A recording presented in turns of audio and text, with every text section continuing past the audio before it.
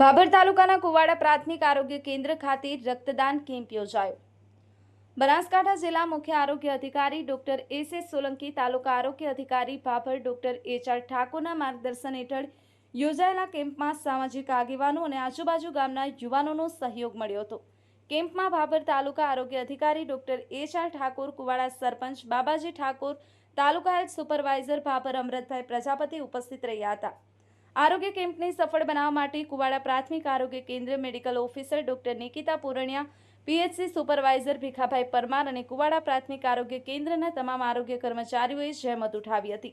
આ blood donation કેમ્પનો મુખ્ય ઉદ્દેશ્ય યુદ્ધ જેવી આકસ્મિક પરિસ્થિતિને પહોંચી વળવા તેમજ જોખમી સગર્ભા થેલેસેમિયાગ્રસ્ત બાળકો માટે આ રક્તનો ઉપયોગ કરવામાં આવશે તેવું આયોજકો અને ડોક્ટરશ્રી દ્વારા જાણવા મળ્યું હતું.